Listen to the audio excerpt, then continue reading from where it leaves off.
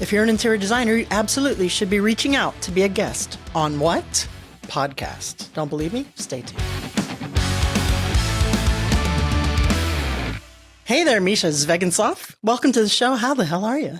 How the hell am I? I am freaking fantastic. Are you kidding me? Let me just say this. I live in Encinitas, California. I'm a stone's throw from the Pacific Ocean, and I get to walk on the beach literally every day.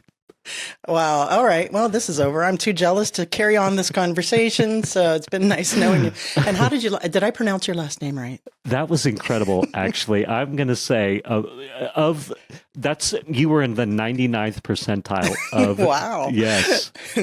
There's a first time for everything. I think. Mischa, today we're talking about my favorite subject, and that is podcasting, but from a guest perspective. And as part of your marketing funnels, right? That whole synergy, Wingnut Social does digital marketing for interior designers, but there's also networking, there's PR, there's press, but there's also podcasting, which I think a lot of interior designers don't really consider. Architects, interior designers, to the trade furnishing some, right?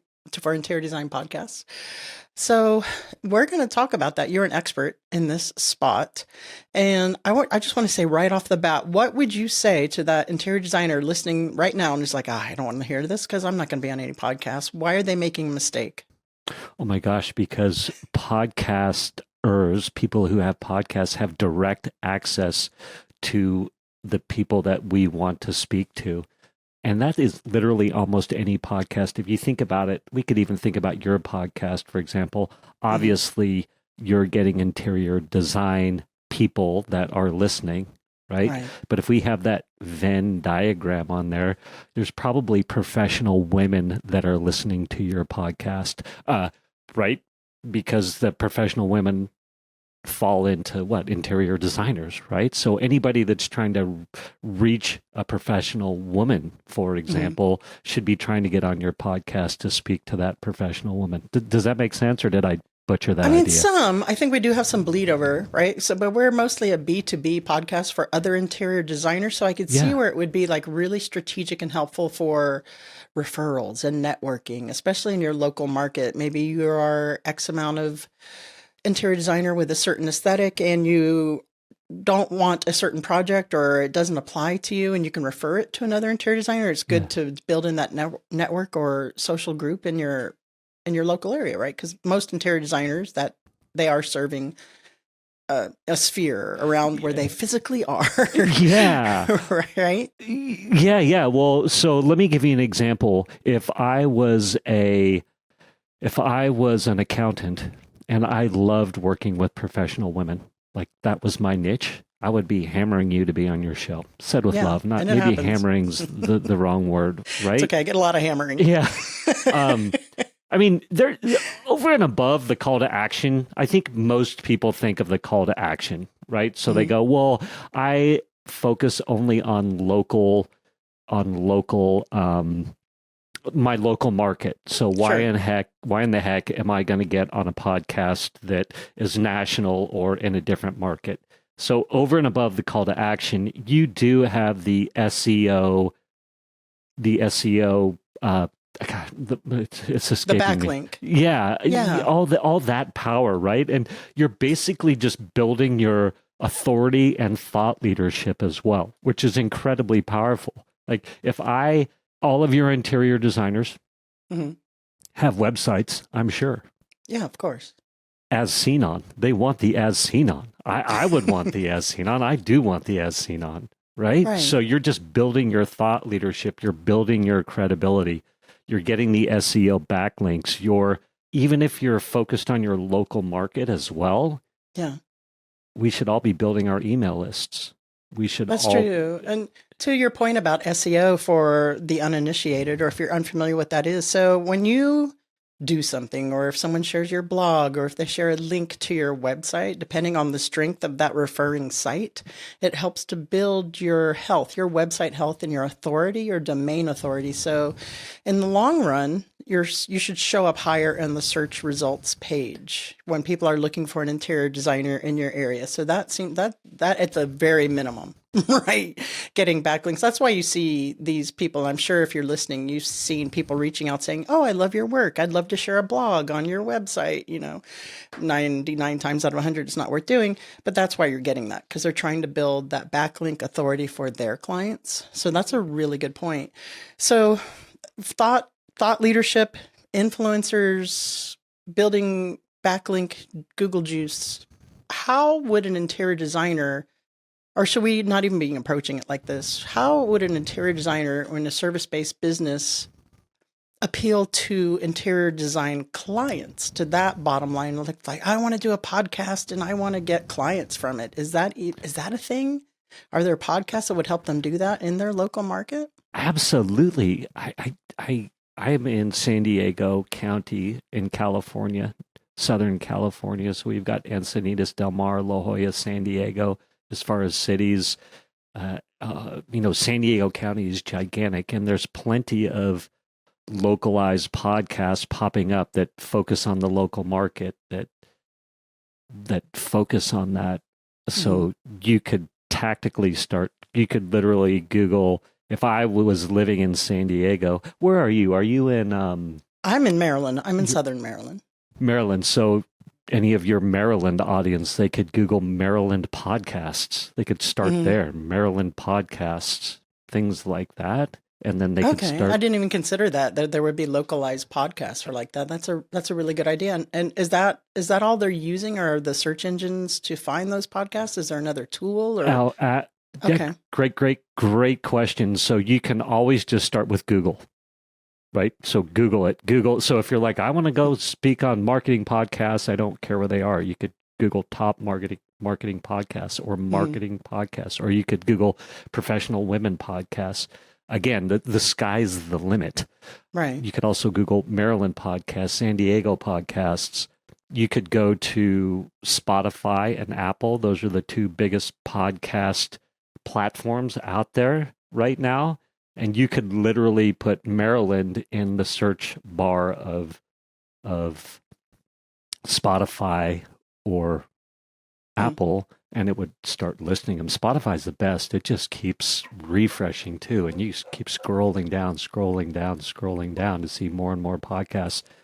As you are guest speaking on podcasts, I'm going to get this raw content from you. If you told me, Mischa, I'm not going to give you the raw content, I know at some point it is going to be up on YouTube, and I could use a YouTube downloader and download the video myself. But assuming you graciously give it to me, I want that content so I can chop it up into clips. And now I've got endless social media content to put out there. I think so many of us get frustrated with the social media machine.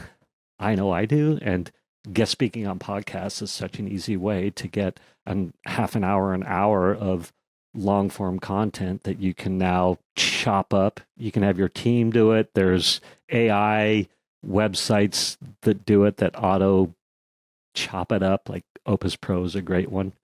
So I just wanted to make sure we spoke to that as well. But as far as finding podcasts, you can find more than you know what to do with. You can reverse engineer where to find them. So what I'm always doing is I find somebody that I like an influencer or whatever, and it could be someone local to your market.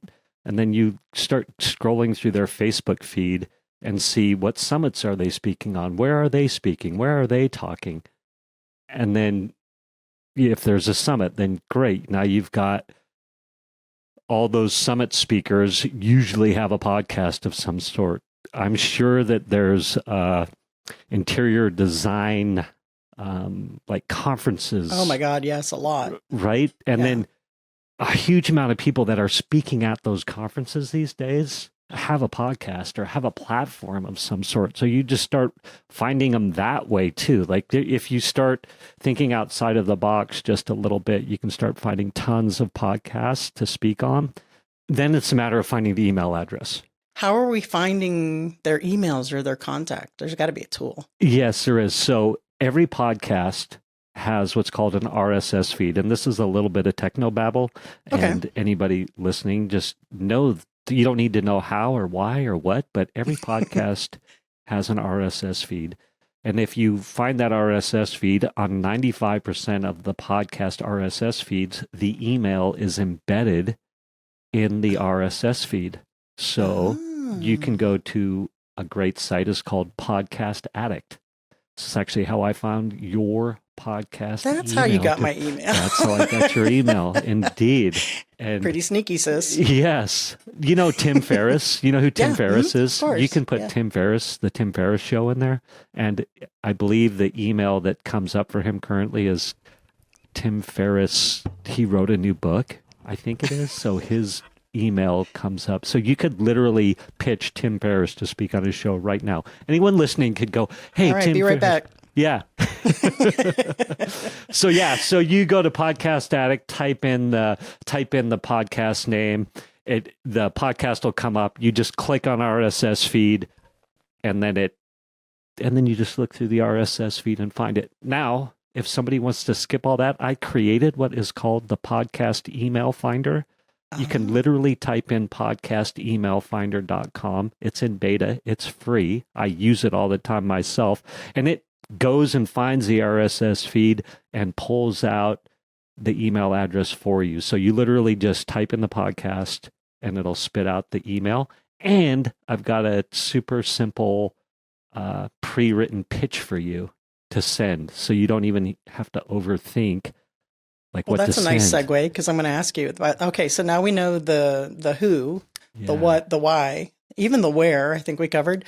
Yes. So what even are we pitching? Because I get a lot of podcast pitches, and most of them, they send me one sheets and they send me the whole, here's what we can talk about. My gosh, yeah. Everything. What do you recommend for my interior design, my home pros to pitch? And because there's interior design podcasts, but there's also, I imagine any of our interior designers would love to be on the Tim Ferriss show. Yeah. Right. They've got to be different strategies, I'm assuming. Yeah, absolutely. So number one is don't overthink it. I think we all tend to overthink it. And when I started pitching to guest speak on podcasts, I overthought it, and I made these incredibly long-winded pitches and one sheets and all that. And I met this guy, Ron Story Jr., who's been so influential in my life, and he's basically taught me how to pitch podcasts to guest speak on them. And he goes, Mischa, just keep it so simple. If all else fails, just send this. And I have literally sent this pitch to get on podcasts, right? Okay. Hey, Wingnut Social, I found your podcast and you have a great show. Are you looking for interesting guests? If so, what are the next steps?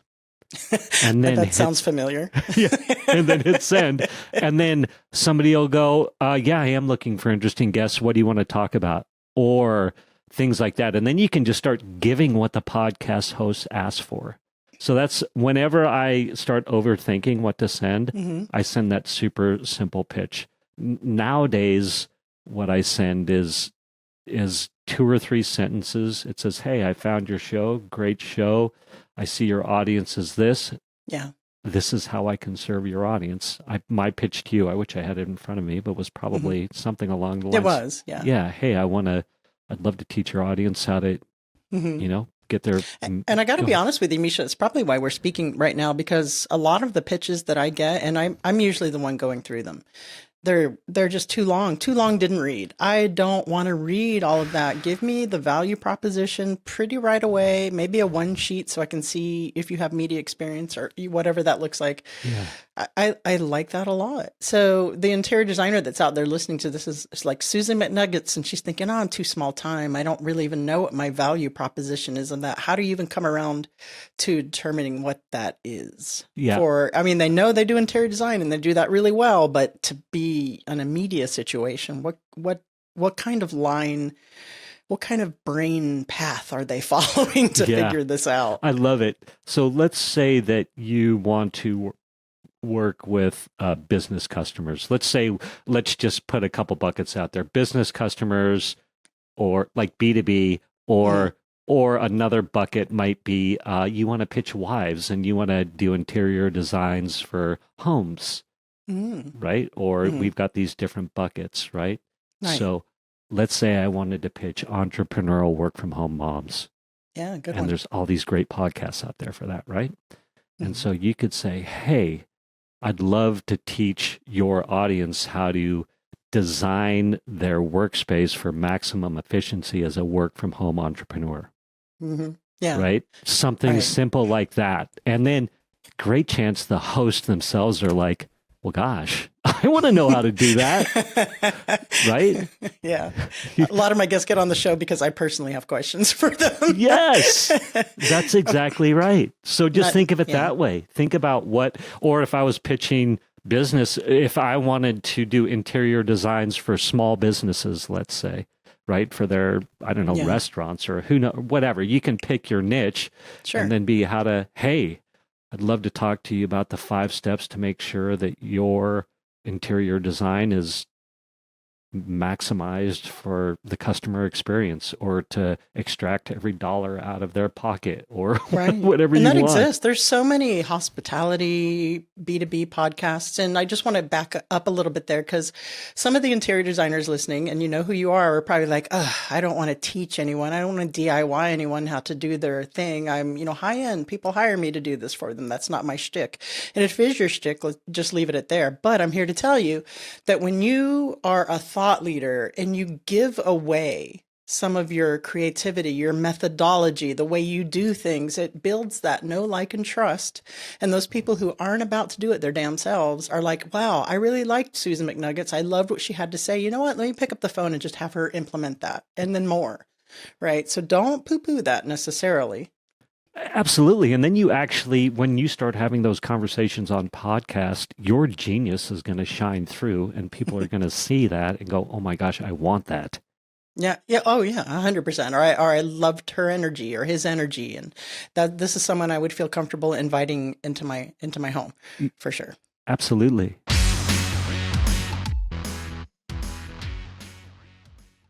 All right, you guys know, or at least I hope you know, or if you don't, I'm not doing my job, that we do full service social media management for you guys, interior designers, architects, and to the trade vendors or furnishing manufacturers, etc. But we are excited to announce our very new hybrid plan with Wingnut Social. It's kind of a half done for you, half you do it yourself sweet spot. If you're a beginning designer or a firm who's just really kind of getting started in social media marketing, but don't quite have the marketing budget to delegate it to a marketing firm, because that's a pretty decent size investment, right?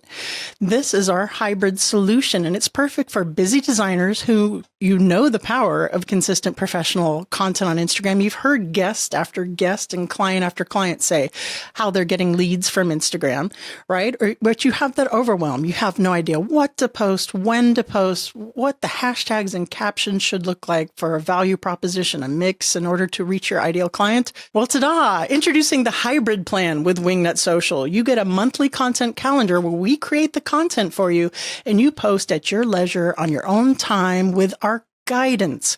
We're doing the posts, we're doing feed posts, we're editing reels for you. You get 8 feed posts, 2 reels. We're writing the captions for you. We are researching the hashtags for you that drive engagement with guidance, best practices, and quarterly strategy sessions to make sure that your strategy and everything is in alignment with your business goals. So if you want to find out some more information on our amazing hybrid plan, it's been very popular so far. Head on over to wingnutsocial.com and hit up that Let's Chat button and let's see how we can work together. Again, that's wingnutsocial.com. Okay, so last but not least, and if it's not last, you'll let me know. A lot of us are introverts. A lot of us do not want to be on a podcast, be on camera, or put ourselves out there, even as the face of our business. Right? We're very shy and introverted about getting out there and doing that. So I'm telling you, at the beginning of this episode, those introverts, some of them may have just said, nope, not for me. But you have a secret sauce or something you want to share with us, and I'm dying to hear it. Yeah, I do. And I think the key thing to remember as an introvert is that you don't need to be anything but yourself. And I think that's a fear as most introverts, is that we cannot be ourselves and that I need to be more expressive or smile more than I want to or be more charming than I am or all of these things, right? But yeah, really the goal is to be just, let's say we've got our perfect person, me and you, we just want to be our seven selves, right? So Seven. seven, Okay. yeah, because if we're a 10, we're over the top. Oh, I see. I thought we were getting into schizophrenia. Yeah, no, yeah. Seven, number seven. You got it. Pick number seven. I'll take Susan McNuggets. That's one of my personalities. Yeah, I think I'll put it to you this way too. I was so introverted as a kid, and I'm not trying to convince anybody that they shouldn't be introverted if they are, or to try not to be introverted. But the fact is that I was horrified to speak in front of people, and the teachers would call me up to answer a question, and I would cry. And I know at one time I even had a teacher go, Mischa, come up here and answer the question. I was probably in 6th grade or something. And they said, oh, well, you're probably going to start crying, and just called me out and humiliated me. And God bless him, right? I'm glad I don't need to do that. That's probably why I'm like, I'm going to master this. Huh? I can think of some other words. Yes. That's mean. But I just say that just to go that, hey, we can still show up even if we're horrified to be on stage. And I have a framework. It's basically my show up as your best you blueprint. And really quick, I always just like to say a little prayer before I get on stage or show up. So I was doing it before here. I was like, hey, how can I be of service, and what can I bring to the table? Like, I'm just here to serve, right? And try and get in that service mindset. The second thing is that 7 level, try to be a 7. And so McCall Jones, who's amazing, she taught me this. McCall says, hey, think of the 7 level excitement stories in your life that you can verbally tell yourself before you get on stage. I'm naturally outgoing at this point, so I don't need to do it. But if I'm ever in a bad state of mind, I think of that 7 level story. And like a 10 story is giving birth to my wife, giving birth to the first child, right? Like, I don't want to show up like that, like, oh my God, wow, right? That's a high bar. Yeah, but I remember the first time I did a virtual summit. I created a virtual summit, and I was trying to find guest speakers, and I sent an email to Anthony Trucks, is the guy's name, who was a big score if I could get Anthony Trucks. And I sent him an email, and he replied back and said, yes. And I was like, oh my God, this is real, right? So that's a 7 level story. I can tell myself that story before I get on stage or get on the podcast. And that's for whatever. That's going to bring me to my 7 level. It's not to get people to be to anything else they're not supposed to be. Does that make sense? Yeah, it absolutely makes sense. And I think that we underestimate ourselves as real live breathing carbon-based life forms in our interesting level, just being yourself and being a person and just speaking from authenticity, right? I still suffer from time to time of saying I need to be more animated, but I always default to just being boring old Darla. Here's a story when it comes to being an introvert. I do public speaking. It's been a couple years, but when I would go and do public speaking events, this is how introverted I am. Before I would get up on stage, I was fight or flight. How can I get out of this? What can I do? Why?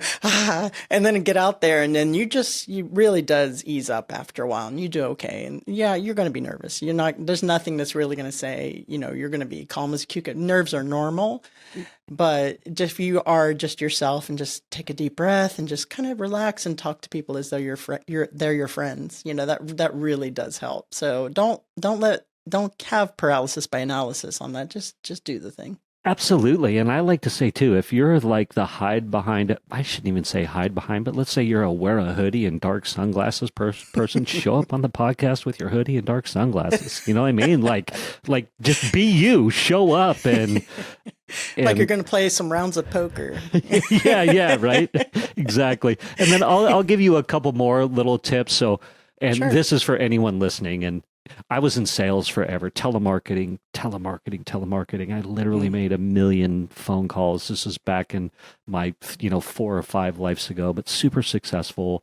And I used to listen to people like Zig Ziglar, Brian Tracy, all these guys, and they used to teach like smile. So show up with a smile, like that just changes your whole energy when you show up. And that means if you frown, maybe you don't frown as much, right? And then roll your shoulders back and sit up straight is another big thing. Then your just energy changes. You open up your diaphragm, all those kinds of things. So I naturally just do this after decades of telemarketing and showing up. I know when I get on here, just smile, right? And Yeah. I would ask anybody, when we text people or call our loved ones, if you text with a smile or you text with a frown, we can tell the energy on text. I can tell if there's negative Really? energy coming through, right? Can't you? Wow. Well, because of the entanglement factor. Yeah. Let's You're get into like, quantum physics. yeah, right? Yeah, we're like, that dude is frowning, or she's frowning on the backside of yeah. this text. Oh my gosh, what have I done? Yeah, for sure. Yeah, absolutely. And another thing that I do, like when I get nervous, even before a show sometimes, or I get anxious or public speaking, is I do a method called box breathing. Oh, Are you familiar with that? no, tell me. So the Navy SEALs do this. So I'm basically a Navy SEAL. So you inhale through your nose to the count of 4, slow count of 4. And at the top of the breath, you hold it for the count of 4. Exhale through your mouth for a count of 4. And at the bottom of the breath, you don't breathe. It's still. And then you just repeat that. And then what that does is it stimulates or whatever it does to the vagus nerve to help calm your nervous system. And they do that supposedly. I mean, I should know I am a Navy SEAL now. They do that in the middle of combat to steady their nerves and puts them in a state of calm and alpha so they can focus and not, I mean, it does help a lot. It doesn't eliminate it entirely, but if you are someone who gets nervous in any situation, or even if you have random anxiety, hello brain, right? That's a really good technique. And you can experiment with the numbers based on, you could do it for 5, 5, 5, 5, you know? So that's a really, really good technique I learned. I do it a lot. Yeah, and that's great advice and tip. Thank you for that. And more and more studies are coming out by more and more people that breath and the power of breath and slowing down your breath, and of course yoga and all that teaches you how to stretch out your breathing, and I love all that stuff. So yeah, I do too. I'm fascinated with all of that kind of thing. Mischa, is there anything that we've forgotten to address? Because this is only a 30-minute show, right? That you think is the audience needs to hear before we get into the fire round? I would just encourage everybody, like, don't overthink it. You could go back, listen to the beginning of this. You know how to find a podcast. You know how to find an email. I gave you the simplest pitch in the world. Just start sending that and see what the replies are. All right, Mischa Zvegintzov. Now I have to ask you, are you ready for the What Up Wingnut round? He's rubbing his hands together, ladies and gentlemen. What would the hashtag on your tombstone be? More will be revealed. That's really cool. That's a first. You're stuck on a deserted island, but you can have your one favorite food forever. What is it? Okay. Pizza, but it's either going to be meat, veggie combo, no olives, or pepperoni, and I won't decide till the last second. Yeah, I'm down with either of those. I totally approve these choices. And last but not least, please recommend a book that's impacted you on a personal or professional level. Awesome. Russell Brunson's Expert Secrets has impacted me so much. I was in a previous sales career, went through divorce, failed relationships, both my parents died, and just midlife crisis, reemerged wanting to be an expert in the market. And Expert Secrets really has taught me how to teach, how to create frameworks, how to show up, test and try, those kinds of things. I love it. And that was by Russell Brunson. What was the title again? Expert Secrets. I think that's one I haven't read. Yeah, it's great. Here it is. That doesn't happen a lot. Yeah, it's so good. Very good. I use it all the time. Mischa, please tell the audience where they can go to find out more about you and the Influence Army, and we will call it a day. I love it. If you want to go on a podcast guest speaking tour, if you want to execute a profitable and successful podcast guest speaking tour, you can go to guestingguide.com, and you will get my free downloadable podcast guesting guide. If you're like, man, I want to jump on a master class, you can go to influencetour.com/go, influencetour.com/go, and I'm usually hosting a master class once a month. Awesome. And you have a lovely voice, by the way. Thank you. like butter, I tell you. Mischa, thank you so much for joining us. Darla, this has been a ton of fun. Thank you for sharing your stage with me. No, absolutely. So is this the last bastion of marketing for you? Have you even been considering maybe this is something that you'd like to do, want to do, but why would I even bother? It's not going to help my business. I think Mischa made some compelling arguments as to why it would. At the very least, the thought leadership piece, the backlinks to your website, the being able to say, as seen on Designed by Wingnut Social or Architectural Digest or business of home, whatever that looks like for you and your goals there. I think that just helps to build your credibility and your gravitas for those future interior design clients. And over time, that adds up, right? That builds up when you can start to be seen and have that Google juice and that domain authority when they're looking for Susan McNuggets or when they're looking for an interior designer in Susan McNugget's service area. She's done a lot of podcasts. She's done a lot of other stuff. It's part of a synergistic marketing strategy. But here she is showing up at the top of Google results for interior designer in Jolly Fats Weehawken. Something to consider. Make sure to go and check out Mischa's website there. He had a couple which we'll list in the show notes at wingnutsocial.com. You can probably hit most of them at influencetour.com. Right? And get to where you want to go, but head on over to wingnutsocial.com for the show notes. And if you need help with marketing your interior design business, see what I did there? All right, guys, that's it for today's show. Remember to check us out, Designed by Wingnut Social over on YouTube, where you can see us all in our high definition glory and the beautiful editing that is done for our podcast. And stay tuned for a new look. I have a green screen behind me right now, but that is going away. That is going the way of the dodo. So we're going to have a little bit of a different look to the podcast. So hope you guys go over and tune in for Designed by Wingnut Social on YouTube. Remember to leave us a review wherever you're viewing this, or give us a like, thumbs up, all that jazz. And until next time, remember, get out there, get uncomfortable, especially if you're an introvert, and be great.